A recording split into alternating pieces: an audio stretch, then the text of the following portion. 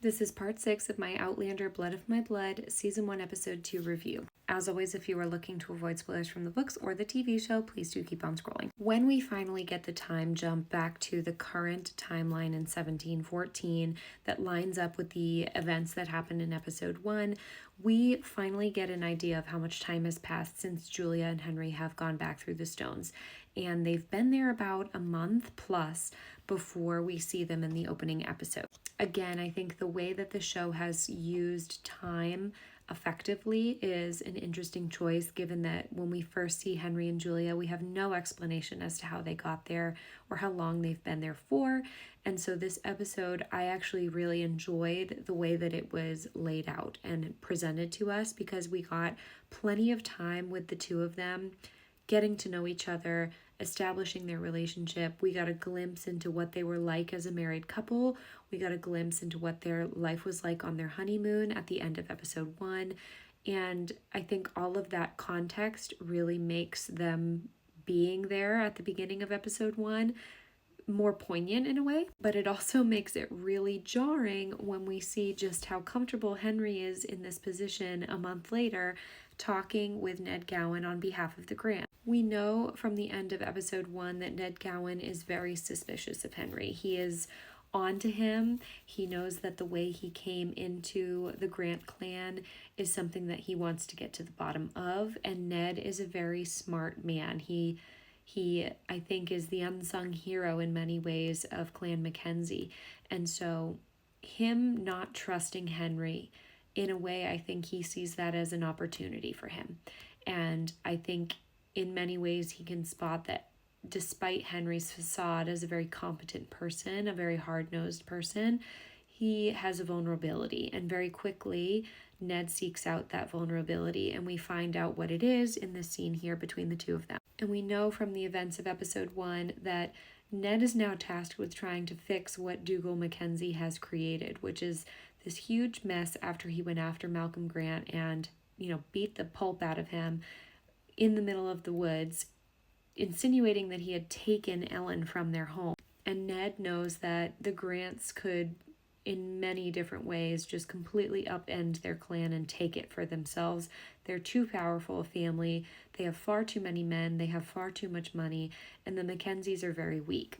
Ned goes into this conversation trying to butter him up in a way by saying that Dougal hasn't been himself since his father passed, and that's why, he has to excuse his behavior. And Henry sees right through it and says, there's nothing you can do. The Laird is not happy that Malcolm ended up being beat up by Dougal Mackenzie. And I think Ned knew that that was going to be the answer he received. So instead, he offers a betrothal between Ellen and Malcolm. In this excerpt, he also says their marriage come harvest time, which answers some questions that are very important here, because we had seen in the trailers that there was some sort of pagan ritual happening around harvest time. And we also know that in the books and in the show, they touch on it a little bit, the time travel aspect is heightened at holidays like this, pagan holidays.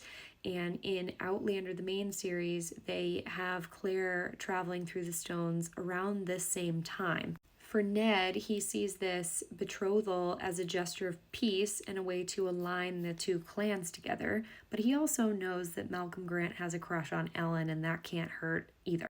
But as Henry points out, the Laird isn't interested in Ellen's hand. He wants Dougal to be punished, because Dougal is a loose cannon, and he always has been, and he always will be, as we know. And I just love how calculated Ned is in this scene, because again, I really do think he leads Henry in many ways in this conversation and has him walk right into this scenario where he, pulls out this card on him and says, I know you're still a stranger here. And he tells him, I've noticed that you've been asking around at the gathering for a woman. And that's when Henry's demeanor totally shifts, because I think he realizes that this man is very smart and could be, his detriment.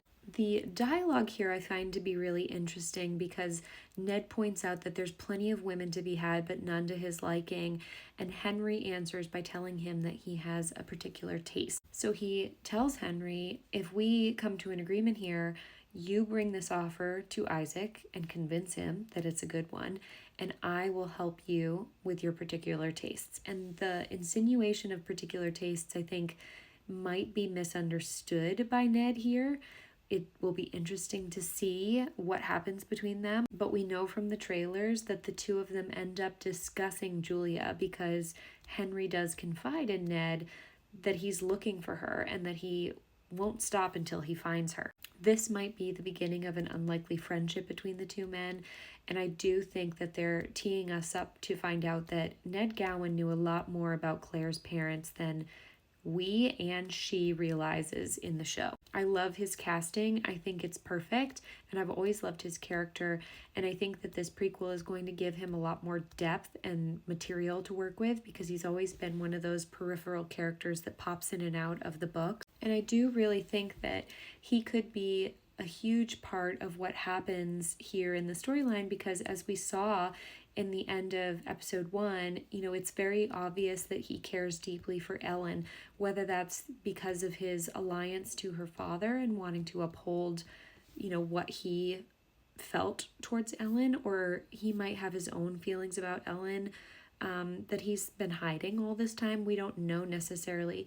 And so if we're learning through, the trailers that him and Henry do become friends and he learns about Julia, and we also know that he has Ellen's best interests at heart, then he might be instrumental in why Ellen and Malcolm do not end up together. I also think there's a lot to be said about Henry's demeanor here, and while I do think that obviously Henry does time travel, and I would hope that the scenes from the trailer are true and he travels forward in time as well at some point, I think they are kind of lining it up to seem like he's a little too comfortable back in time. Maybe he's done this before, but the more I think about it, the more I think that he's just become very good at acting, because as soon as we leave this scene and he is back writing his letters to Julia, that facade that we see in this scene goes away. When we see Castle Leathers and how decrepit it looks, Julia is in her bedchambers looking at her ring and thinking of Henry. And we see her start to pick up a pen and paper and write a letter to Henry in the way that her and him have often done in times of despair. And she starts to narrate the audio that we got in the trailers where she walks through what happened when she went through the stone circle and wonders, am I dead? Or what has happened to me? At the same point in time, we see her carrying out throughout the day, looking out at the landscape, trying to figure out where he could be amongst this new world that she's found herself in. And Henry is doing the same thing, searching for her face everywhere he goes. Henry even says in his letter that he is writing to Julia that every day he is forced to play a role and put on a mask of bravery that feels foreign to him. So that sort of reiterates my suspicion that even though he seems like he's calm, cool, and collected in this time period, inside he's freaking out. And for Henry, the memory of Julia and Claire is the only thing that's keeping him going day in and day out. And I do hope that we see him searching for her a bit more in the next episode, because it almost seems like he's just been working all of this time, which I know can't be true.